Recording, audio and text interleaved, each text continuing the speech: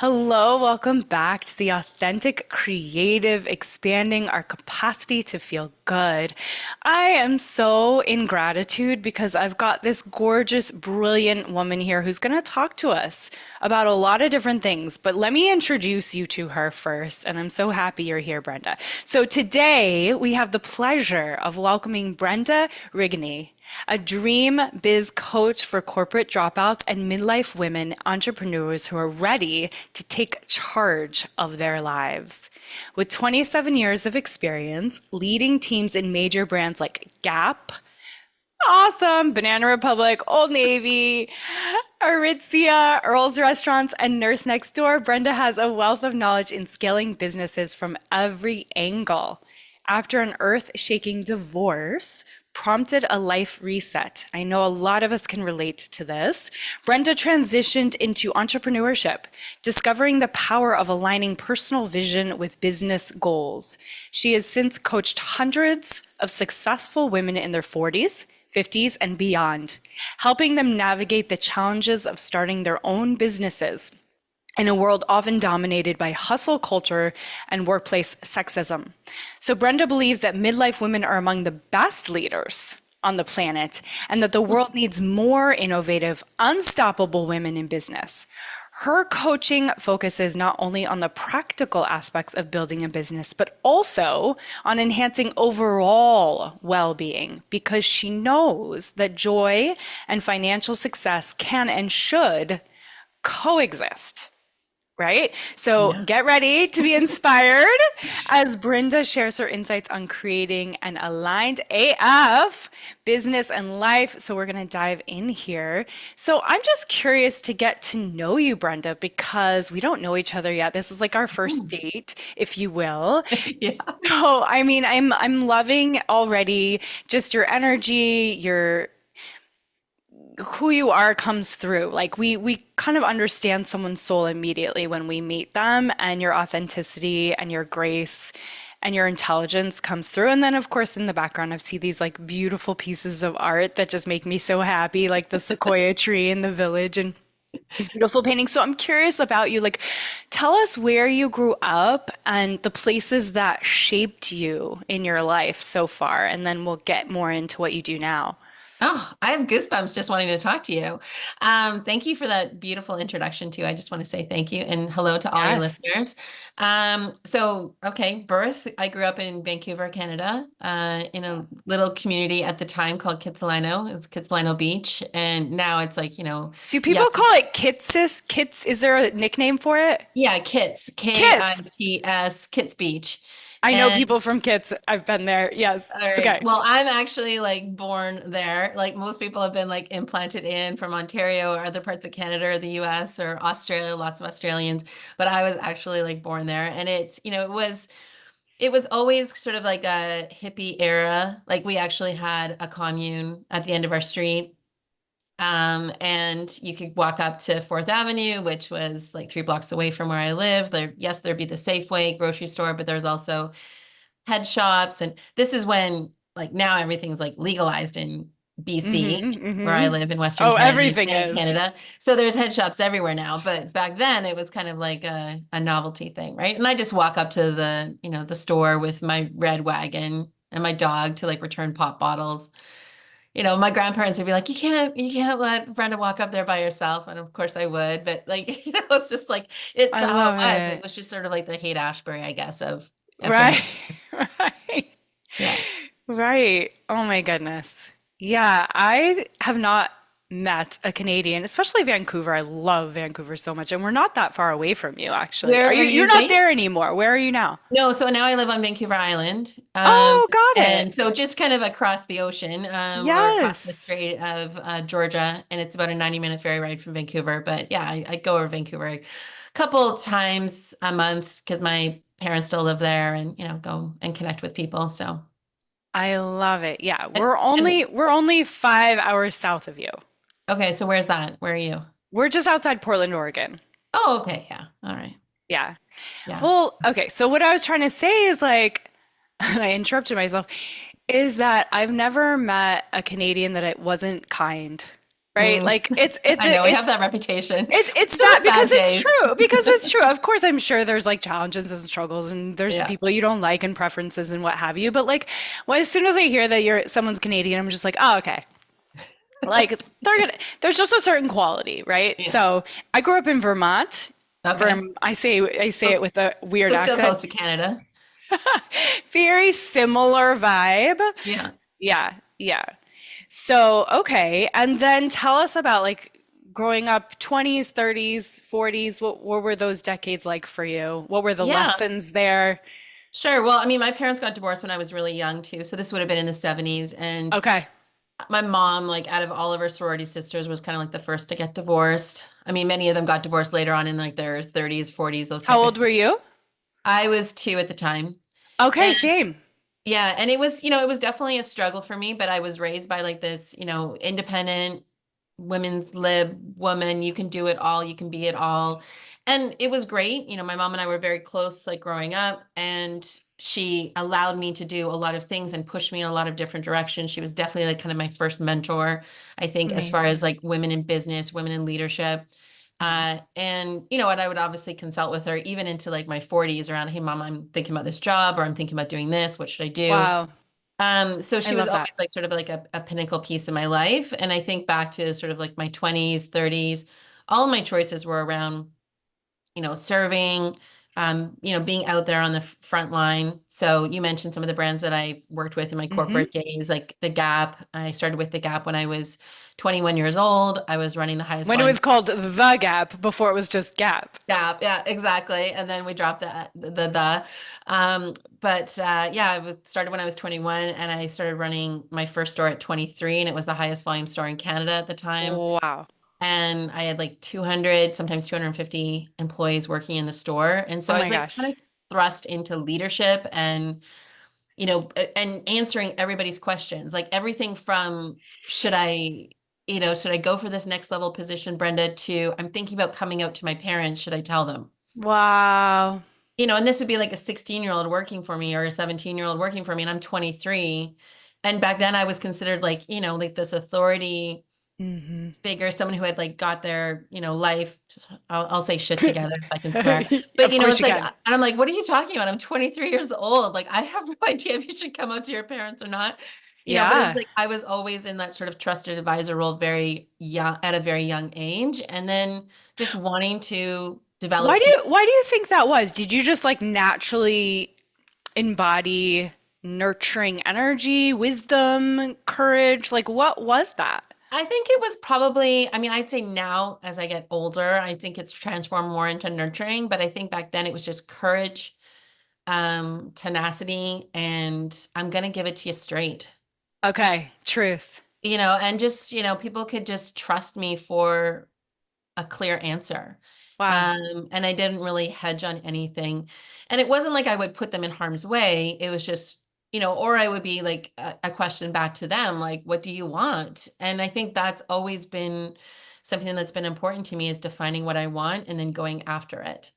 Did you Um, get that from your mom? Do you think that that clarity and that wisdom and that insight to just like be so decisive? Yeah, for sure. And also all the matriarch women in my life. Like my grandmother, my great grandmother passed away when I was 21, 22. Oh. So I had a lot of, and my grandparents, like on both sides, my mom and my dad's side of the family, we had like a really strong connection. Very different types of grandparents on both sides of the family, but the grandmothers for sure, like unnoticed entrepreneurs. I think, when I like think back to myself now as an entrepreneur, it's like, no, they were running family businesses. They were the CMO, the CFO, the COO, right? Like Hmm. the grandfather, the father always had like sort of, oh, this is your business, but really behind Hmm. the scenes, my grandmothers were doing everything else. Wow. Wow. So a lot of strong mentors in your direct line that you could look to Absolutely. and say, hey, they can do it. So I naturally just know this is in me, it's in my blood. Yeah, but not the entrepreneurship. That's the funny part, is that I never thought about entrepreneurship for myself until like, Okay. I think somewhere around my 30s, I was like, oh yeah, maybe I'll try consulting when I'm like 65. Um, but I'm always going to work for other entrepreneurs. So basically from like 21 all the way up until 48, I had worked for all entrepreneurs and helping them and their businesses become successful. And then you mentioned my divorce. That's like when I was Hmm. 47, 48. That's when I went through my divorce. And that was the decision making time to say, okay, do I want to directly help somebody else out in their business making millions of dollars, or should I put some of that energy, that know-how, and that skill set into mine? I still, at the end of the day, my business is all about helping entrepreneurs. Like I still can't get away from them, but it was about setting up my own business. You can't live with them, can't live without them. Yeah, exactly. You're Yeah. just drawn to that. Okay, so I'm curious about your divorce. A lot of women friends, women at my age, I'm, going to be 47, so in September. So it's like I'm there at that moment that you were at when you Mhm. decided you made that big life decision. Tell me more if you're willing, like what was the catalyst for that life decision? How did you work through it? How did you make that decision? What strength or wisdom, freedom did you gain the things you wanted to gain? Yeah, I mean, there was definitely not like when I was 47, but sort of years coming up to that point. Let's say 5, 7 years, maybe before that point, where I was actually at a retreat and one of the facilitators, we were in small group discussions. Her name's Tracy. We're still connected today. And the question of the group was, "W- how do you know when you're happy?" Mm, And we had to go around in, small group discussions and share like what's that thing or that thing that we do that we know when we do it, it makes us happy. mm-hmm, And I was literally breaking out in a cold sweat. I mm, couldn't figure it out. I knew when everybody else was happy, when the dog was happy, when my husband was happy, when my kids were happy, when my mom, like clients were happy, my boss was happy, but I couldn't figure out when is it when I'm happy or when am I doing the things that I know make me happy? And I think I just got to the point where, yeah, all those things that we just talked about before, it's like ambition, moving up the corporate ladder, doing things for other people, having babies, building houses, getting married, like doing all the checklist things mm-hmm, and following the script, right? Like if you do all these things and these things are available to you. I had the privilege of like the mentors that we talked about in my family. I went to good schools. I had those opportunities available to me, yet I still wasn't happy. And so many women's stories. I've checked all the boxes. I did. They yeah, sold and me a and bill of goods, but it's not and true. it's a I'm not conundrum happy. because like, hey, like just count your blessings. There's other people. But it Mm, also got to a point where it's like, okay, I'm not feeling great right now. Like I know yeah. I'm not healthy. I'm not eating well. Like I'm living off of chips and Doritos in hotel rooms. Mm-hmm, Like I know that this is going to result in something, breast cancer, etc. So I've worked hard this whole time and then boom, I'm gonna get like the breast cancer message or something else. And I was just like, there's got to be something different. mm-hmm. And so at that retreat, going back to that, like when the question was going around in the circle, like I think I was like third or fourth in the circle to have to answer. I was breaking on this cold sweat. We were on an island because I live close to islands all over the place. Mm-hmm. And I was like dreading it coming to me. And then thankfully, the main facilitator called a break and said, we'll come back after the break. We'll take a 15-minute coffee break and come back and resume your discussions. While on break, everyone's chatting, saying how amazing that discussion was. I'm looking at the next ferry. Like, how can I get off the island right now so I don't have to Oh answer my this question? gosh. Like, I was Yes. just like, I can't answer this question. And that Right. in itself was like, a revelation to me. It's like, why can't you answer this question? You're smart, you're intelligent. Like, this is not a hard question, Brenda. Like, figure this Mm. out. And so I stayed, obviously, like, but I did have like this momentary panic You're like, attack. there's no fairies. I have to answer it. Like there wasn't one until 9 o'clock. We were on this smaller island, and I was just like I'm one in the morning, one at night. I'm like, oh my God. That's Like, how can I, hilarious. lock myself in a bathroom or something? Like, I was just like, this is terrible. But I went back, I mustered through, um, lots of tears. But it then sent me, I think, on a journey of the next like sort of 5 to 7 years of like figuring out the things that made me happy and starting to speak up for myself. But inevitably it resulted in us like getting a divorce. And I think the big thing at that point was, even for me, was just sort of putting on my operations hat and being like, okay, this isn't going to work. And so now we need to exit this relationship and figure out how we're going to co-parent, because we have two at the time. Like our daughters were starting to get into teenagehood. And it was just like, I don't want them to see like someone living in the guest room or someone living on the couch and, all that sort of stuff. It was just like I grew up in that environment and so did my kid's dad, like from his childhood. And it was just like, we can define this to be something else. Like we can still be a family on different terms. We can still co-parent. We can still figure out how to raise our two daughters without like killing ourselves basically. Cause I was just like, that was probably, I was like figuring out other areas of my life, but that was probably the area that I was like, okay, we just are avoiding this completely. So, So one thing is the recovering people pleasers sounds like what you were going through is how do I find that happiness for myself? I know how to make everyone else happy. yeah. And we all go through that. So many of us, specifically women, but men too. And then the Mhm. other piece that's interesting is this kind of confrontation with yourself and wanting to like it's so fascinating when we bump up against those moments where we just want to run the other direction and Mhm. what a sign it is because I know that I've had those moments and I imagine that our audience has had those moments where it's like Mhm. how can I escape this? Like Oh, I don't want yeah. to take this test of whatever the test is. Whether when it's Mhm. in school, it was the actual test. For me, it's like I would like have a sick day.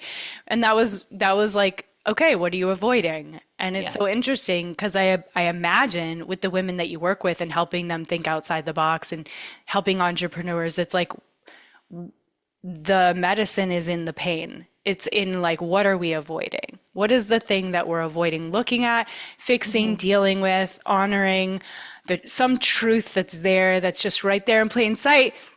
And gosh darn it, if we're not gonna, deal with like how many years can I just like push it out of the way? Well, and that was the thing. Like it was manifesting into different, like my skin was terrible. I was like gaining all this weight again because I wasn't thinking about nutrition, but also it was like the chips, like the Doritos and the red wine was like a comfort mechanism and also a reward. Like, oh, I'm putting up with all this stuff. So I need to like reward myself with treats or whatever those things are, bags, Right? shoes, like consumption, right? I was just going down this consumption path of Yes. like Yes. I deserve this. I work really hard. Yes, I'm executive. Yes, I make the money, but it's just like no, like there's other things. And so like I just knew that I needed like a massive reset. I needed to redefine what my life was going to look like. Put some values in place that actually I wanted to uphold. I think that was like the biggest discovery work that I did was I was probably carrying on a lot of values from other people in my life. Again, I mentioned all those mentors, the family, like those are great people. They had great values and they got me so far, but now I Mhm. needed my own. And I needed to kind of do a little bit of an inventory on, yeah, that was a great value that I think got me to this point, and maybe I'll redefine it, tweak it a little bit, rename it something else, or I'm gonna scrap it because it's actually not serving me anymore, and it's from my past, and thank you, past, thank you, ancestors, thank you, all those people, but now I'm gonna, here's Brenda at 48, and here's what I need to value I for the love next, like, that. 10 years. Like, it's like they don't have to necessarily live with me until I'm 90, but, this is gonna get me through the next 10 years, and I had to really kinda think that out, like, "Okay, what's the next 10 years of my life?" Well, my kids are gonna get through graduation and start university or college or their adulthood path, and, I needed to kinda think through, like, "Okay, what are the things that are gonna be, like, really important for me that are gonna get me through these next 10 years?" And also co-parenting with my ex and just making sure that that was, set up for both of us, that I could still like honor him as my kid's father, honor him as my past husband. And Yeah. I just wanted to redefine it. So for me, it was get the divorce, quit my corporate job. And, my boss was just kind of like, oh, take a leave of absence. I know this is tough. Like, no, I'm like, no, I need to like literally, like, I don't You're even like, think I'm this is breaking literally, up with these aspects of my life, these core yeah, pillars of my life. I'm breaking up with it because it's not working. it's not working. And I needed a year. Like, I gave myself a full calendar year to this was my gap year. I never took a gap year at like 19 or whatever. I've been like working, like I had been working since I was like 12, really. Wow. Babysitting to McDonald's to like whatever, Wow. right? So it was like my first gap year and I just took a full year off, moved, separated assets, did all the stuff that you have to do, all the logistic stuff of the divorce that no one really wants to talk through or just gets Mm, dragged out for years and years. I was like, no, mm, we are getting this done in a year and we're getting our kids settled, mm. and all that sort of stuff. I just wanted to make sure, like, because I was like, we've got our stuff, but I don't want it to necessarily imprint upon them. It is going to anyways, but I don't want the full thing, and we can clean up as we go. And yeah, and then it was a time of like self-discovery. Like if you had an opportunity, which I did, I gave myself that opportunity. And again, not all of your listeners or people that I follow that might be listening to this are going to say, well, I have that opportunity or not. So I value that in myself, that I took the time, that took the money, whatever I needed to do to make sure that I could give myself that year, and got better. Like I needed to, like, just whole body, spirit, Yeah. mental space, everything get better. Yeah, I remember the times where I've had corporate jobs in my life, even though I've been an actor my whole life, and I was making more money, but because I wasn't in alignment with my soul and my Hmm. soul's authentic expression, I was shopping, I was spending more. And I think that's so common Hmm. to make up for, eat the Doritos or have the wine or go shopping or do these, binging things, numbing activities. Those are a clear sign that something is probably out of alignment, although life in general can be pretty hard even when we're in our soul's alignment. Hmm. And those can be just ways of coping that are so human and natural. So I have a few things I want to go over with you, but Yeah, can did I you just have say one something? other Yeah, thing? I can tell. Yeah, go ahead. I just think like the big lesson that I took away from the whole experience, and even as I recall it back in this conversation, is like, I think in your 20s, 30s, 40s, you're just accumulating things, right? You're accumulating jobs, you're accumulating like Relationships. relationships, daytimers, like, all those type of things. And then it was, for me, it was just like I get to like redefine all of it. What I get to eat, how I spend my time, who I'm in friendship with. Like I'm just going to do all of that. And it was like really eye-opening for me. Like I got to a point where I could live off of $3,000 to $4,000 a month. Hmm. But before that, I had credit cards maxed, and I was probably, between both incomes, with my ex and myself, we were like spending like somewhere 12, 15 a month Hmm. on stuff. Yep. It's so easy. You spend what you have. Yeah. Yeah. For sure. I love the honesty, the authenticity. I think people are going to really resonate with your story and what you're sharing. It's really important and it's so relatable. So, transformation and alignment. So, your career journey spans from leading major brands, which we've Mhm. touched on, to coaching midlife women entrepreneurs. So, after your life reset post divorce, we touched on this, but what was the pivotal moment that made you realize the power of aligning personal vision? And you talked about values with Mhm. business goals. And how does this alignment shape the way that you coach your clients today? Well, the biggest thing is there's one Brenda, there's one Siri, there's like you have one life. And then there's aspects of your life, right? Relationships, you like to play tennis, you want to build a business, great. But it's like you've got your life. And I think, again, going back to my corporate days, it was like, okay, here's Brenda, and then here's corporate Brenda. Hmm.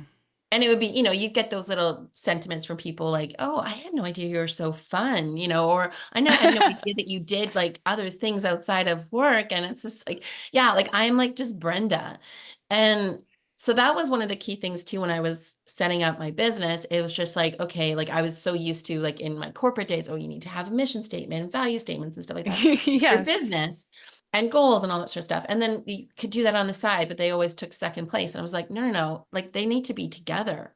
It- Integrated. yeah. And so Yeah. for me, it's like there's no work-life balance anymore. Like I call Yeah. total bullshit to that. Right. Like it's Totally. just one life, work-life Yes. balance. No, it's like Brenda. And so if I, choose to do work on a Sunday, and it was also like breaking down all the confines, like, oh, I have to work between Monday to Friday, 8 to 5. And if I go over, then I'm going into burnout. I was Hmm. just like, no, if I want to work on a Sunday morning because the house is quiet, the kids sleep in until noon or 1 o'clock. The dogs aren't moving. And if I want to work at 1 o'clock because it's quiet, then I'll work at 1 o'clock, and, or I'll work at like 9 o'clock on a Sunday. Like I get to choose. Do you And happen to know? Sorry, I'm interrupting you. Do you yeah, happen to know what your human design is? And if you don't, I'll tell you later. I'll figure. I'm a manifesting generator. Okay, same. Yeah. Yeah. I was sensing that. Yeah. 'Cause that Sunday morning doing work when you want to thing, 'cause Yeah. it lights you up, Yeah. right? It's all about what's lighting you up. Yes. And, or going for a hike for like 5 hours on a Wednesday afternoon because that's when I want to do it. My clients Yes. know that. And Yes. it's, for me, it's like, let's get rid of the guilt. There's always been this sort of surge, like, I never heard about these concepts when I was in my 20s or 30s around burnout or Mm, imposter syndrome. And it mm, just seems like in the last like 10 years, they've ballooned. But I mm-hmm. think it's also because, and I pick midlife women, is because we're at this epicenter where we've got just a fact, like with Gen X, in that sort of sandwich generation, the latchkey kids, we've Mm-hmm. got our aging boomer parents, and we've got Mm-hmm. this conversion of our children, if we have children, but also just Yep. people that depend on us. And then we Yep. want to redefine ourselves at midlife and maybe create businesses or get a hobby. And it's like we're having to choose one or the other, or make sacrifices, or set all these like confining boundaries. And I'm like, okay, just go back and like redefine what you want. Yeah. And, then the decision making, the choice making is, I don't want to say easier, But it's but it more just, clear. Yeah. yeah. And it's more, yeah, it's coherent, it's clear, it's again aligned to what you want. Yeah. Like I Even rarely have to even say when you're no anymore. mm, I really have to say no anymore. And it's not because I'm saying yes to everything. It's just that people don't even ask me now. right, because you're so clear, the universe is just responding to your clarity. Yeah. And it's just bringing you what your yeses are. I love that. Empowering midlife women in business. So you said that midlife women are among the best leaders on the Mhm. planet. Mhm. So, which I love. What powerful and innovative, what unique qualities or life experiences do you believe make midlife women such powerful and innovative leaders? And how can they harness these strengths to break through barriers like workplace sexism, hustle culture, we were touching on a little bit? Mhm. Yeah, I mean, well, we've just seen a lot of evolution in business and in culture and society, whether it's technology. We've gone through, depending on where we are in the world, various like financial letdowns, recessions, tech booms, tech busts, like all those type of things, right? And we've had to be COVID. adaptive. COVID, but I don't know, H1N1, like, like we've seen like pandemics, we've seen all these things, right? We've seen catastrophes, we've gone through 9/11, like Different politicians leading that are very exactly. stressful. And, Yes. and we've also been in workplaces, regardless if we've been like top dog executives or frontline employees, where there were no harassment policies. Like when I started in work, there were no such things as sexual harassment. We didn't even have HR. We had personnel or payroll departments, but we didn't Mm. have any of those outlets. We had to either speak up for ourselves or quit or like persevere, hack through it. So I'm not saying that like we should continue to do that as women in workplaces or any human beings in workplaces. But I think we have seen a lot of things. And not that our mothers and our grandmothers didn't, but it was just different, right? They may have been still working in the family business or on the family farm or in different types of communities. So it would have been different, or in maybe more administrative jobs. But I think midlife women were probably getting into more leadership opportunities. And so we're just, I think, able to get through sort of some of the business, um, I don't want to say hurdles, but I definitely see it when I've coached other women, and not knocking if there's someone in their 20s that's an entrepreneur right now. But I just think like we have the experiences. The other thing I would say about midlife women is that we're not starting from scratch when we're starting up our business. That was one thing Yeah. I had to get over really quickly. It was like, oh, I was like, I'm starting my business. Not like, no, I have like 27, 32 years plus of experience in business. Like, pull on what you know. I see people going out there getting 25 certifications, and I know I'm exaggerating, but like people are like, I can't launch this offer until I get this certification. I'm like, Hmm. you've been on the planet for, whatever, 48 years. Teach what you know. There's 8 billion people on this planet. Somebody needs what you've got. Yeah, and I feel like people don't come to us for our list of what we've accomplished. They come to Never. us for our energy, Yeah. who we're showing up as. I've Do never they once feel had a they can client. trust you? Yeah, I've never once had a client say to me, like, can you send me your list of 25 certifications? Yeah.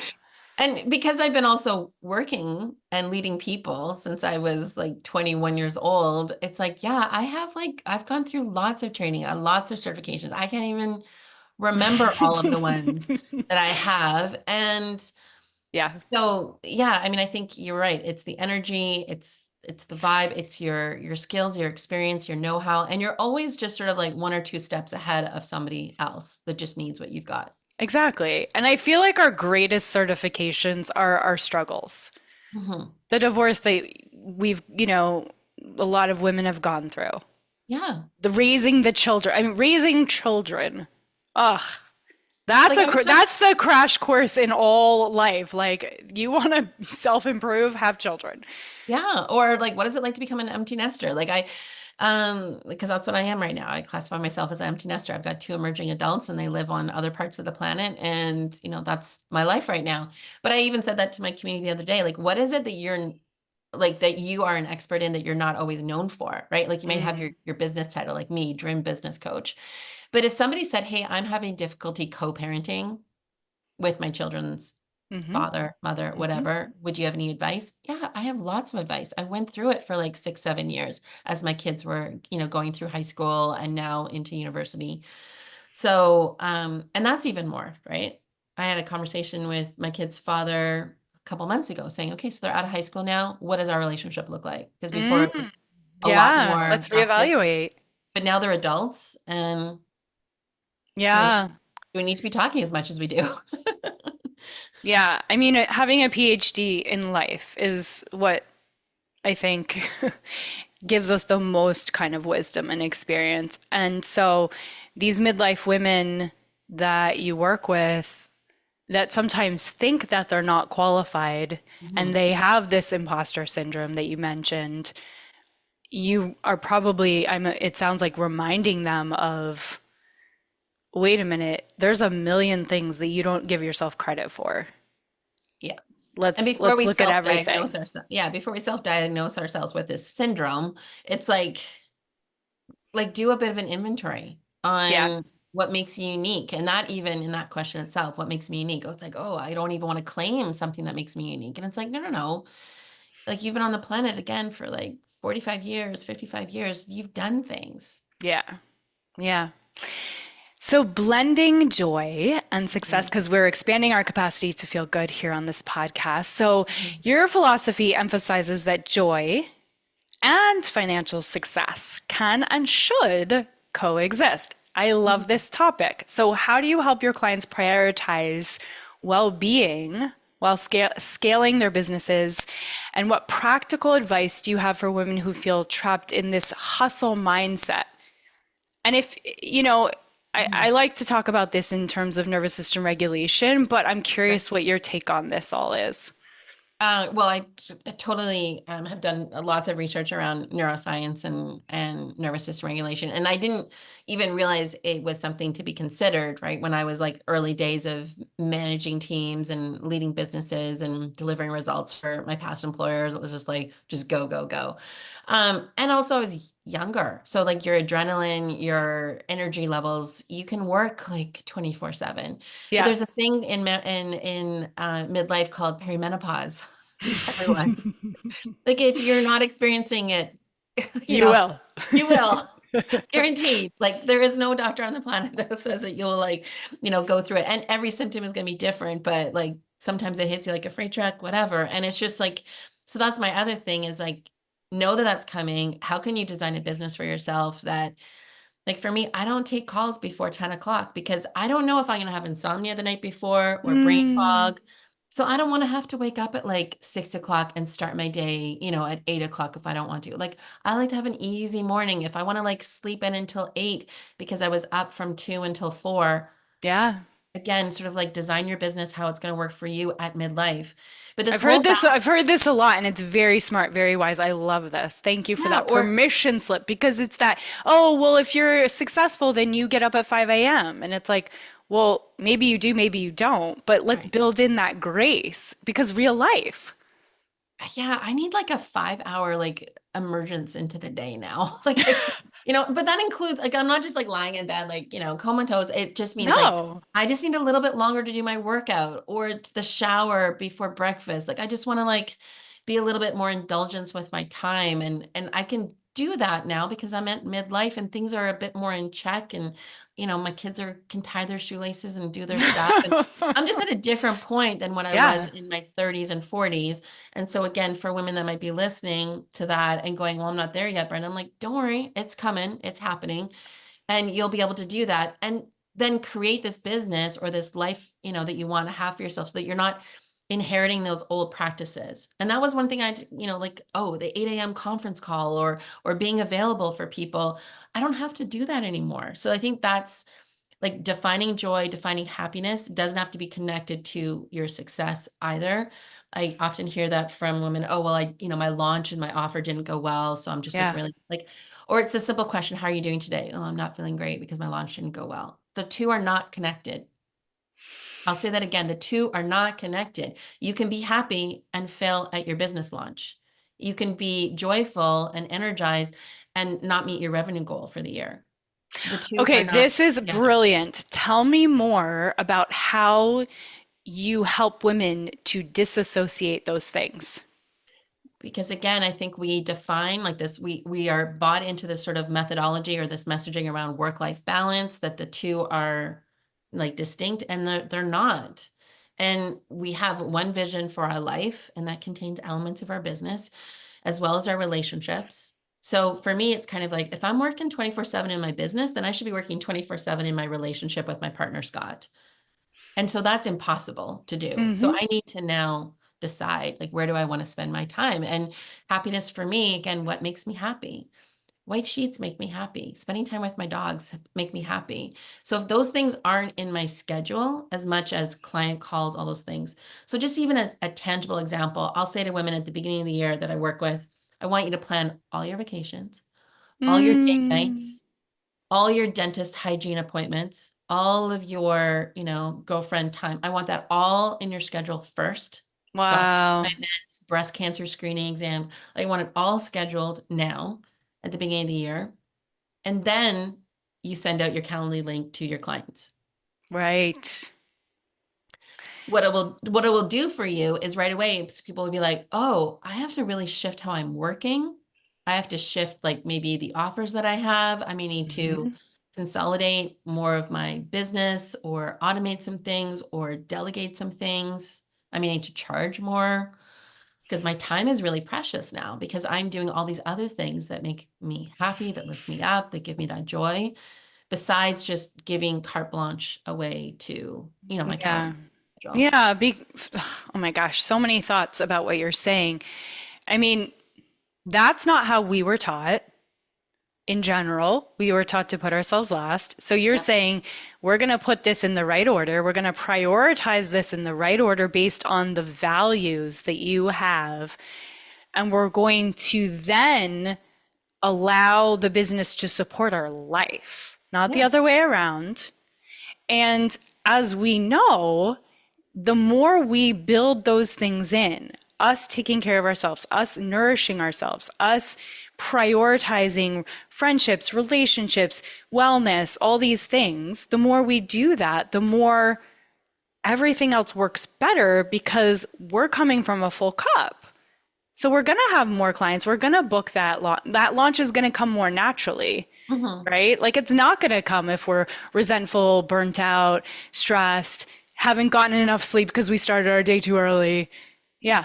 Yeah. Not connecting with our partners, our family, our friends, like Yeah. all those things, because it adds pressure, right? And I know what it's like. People text you, oh, I haven't seen you for so long. You're so busy with your business now. And then you're like, okay, but I'm like an entrepreneur trying to it's just like, and then it feels guilty and shameful. And I got to set boundaries with that person. I'm going to just say, like, what's important to you? Schedule it, put it in the calendar now. It's the end. Well, we're recording this at the end of 2024. Most likely this is going to come out in the new year, whatever. But it's like at the new year, like just pull open your calendar and Well, schedule actually, your meeting. here's a little fun thing. A little Yeah. fun thing about this podcast is pretty much I almost always, unless it's requested, and even then it's hard, I put it out same day. So this is Oh, December 10th, guys. oh my gosh. Okay, amazing. So So any tips? Let's round this conversation out with like, Brenda, what are your tips? It's December 10th, man. What are we doing? What are okay, we doing? it's December 10th. don't book anything. Honestly, I don't actually start my year. This is the other tip that I have because I'm in perimenopause, full acknowledgement. I have no idea when my last period was, but it's just like I don't work off of my menstrual cycle anymore. So I work off of lunar calendar or seasonal calendar. So my year doesn't start until end of February, beginning of March, kind of tied around the spring solstice. Everyone's like this hustle to get things going for January. I got to launch this. I got to get my bundle out. I got to do all this sort of stuff. And I'm like, or you can start it in the springtime when naturally nature is planting seeds, growing things, things are starting to take root. Winter is all about taking stock, getting cozy, getting comfortable. So if you don't have any of that scheduled over the next few weeks before the end of the year, make sure that's scheduled. And then, you know what, in January, February, look at your calendar and just start putting in your stuff first. Like I said, make a list of all the appointments you know you should put in there. You're always trying to squeeze in. Schedule the dental hygienist, schedule the massage therapist, schedule the naturopath, schedule all those Love appointments in it. there. The cool thing about that is that those are all also businesses. So now they know when their revenue's coming in for the year. Good Support point. small businesses, Yeah. right? So, you've got those all scheduled. The dental hygienist knows that they've got their two, appointments with you. Cha-ching, that's money in their bank, so they can project those things. We're all helping out the economy that way. Wow. I never thought And of it then that way. Yeah. yeah, and then open up your schedule afterwards to your clients. And then that's where it's like, okay, I've got all these things planned. This is when I can launch something. This is when I'm going to create this new offer. This is when I'm going to, sell something in my business. And in the meantime, you're not sacrificing the things that you need for yourself to keep yourself healthy, in check. Yeah, I really want to emphasize that date night suggestion you made Yes. about putting Date that night. in because we don't tend to do that. We tend to go, oh, we'll figure it out when and if. Yeah. And that is one of the number one when our relationship suffers if we go more than 2 weeks Mhm. without that time put in there, everything else suffers. Yeah. And if you don't have a date night with a significant other, create one. Go out and start dating. That's the other thing, like with midlife women, if we're going through these transitions, right, in our life and we're going through divorce or separations, and you're thinking about starting dating again, oh, I can't because I'm busy in my business. No, be in love with your life, be in love with other people, start dating again, put it on the calendar. Or you could put that in as like whatever your favorite activity is, and then you're Yeah, going to meet that person at that favorite activity. exactly. That's your date night. It's like Yeah. I'm gonna go to a breathwork class. But I'll talk to women about, oh, dating. I want to start dating again. It's so much work. I don't know if I have the time to do it. The kids, the parents, the job, Mhm. the work. And I'm like, you got to schedule it. If you want it, you got to schedule it. And it's got to come before all those other things. I love this. I just breathe deeper hearing you say that because it's such a powerful way of aligning your life with what matters to you and then infusing everything else that you want to have working with the energy of, oh, I'm nourished. I love this. Okay, so where would you like people to find you? Do you want them to go to your website, to email you, to go on your socials? Instagram is probably the best place. You can go to my website, but I can't talk to you on my website. So go to visit me on Instagram. That's the best place at It's Brenda Rigney. And we can talk in the DMs and we can learn more about each other and figure out like, what's the best way to work together. Okay, at it's Brenda Rigney. Yeah. Okay, guys, that gave you that little pause, gave you a second to go follow her. So go ahead and do that. Reach out to Brenda, ask her questions, ask me questions. This Mm, was wonderful. Thank you. thank you. And it's so cool that you're going to publish this today. That's amazing. Thank you. I love doing stuff in real time because for me, manifesting generator, I'm not the same person in 2 weeks. I've learned a lot of lessons from now to then. Yeah, exactly. I have people who've interviewed me and I still haven't seen the interview come out yet. And I'm like, that's not Oh, even who I am anymore. me too. I'm like, don't bother even publishing it now. Like, Right? You're like, yeah, I'm in a whole new season now. I don't even know what I was talking about. Yeah. that's amazing. Yeah. Well, guys, keep expanding your capacity to feel good as best you can in this beautiful season of miracles, December. One breath, one regulating breath at a time. I am loving you. And I know that there's so much light here. Even in the darkness, there's so much light here for you. Thank you, Brenda. You're Thank you. wonderful. Thanks, And Ruth. thank you, audience, for listening. I can't wait to continue to support whatever you're going through in your season of transformation. Love you guys.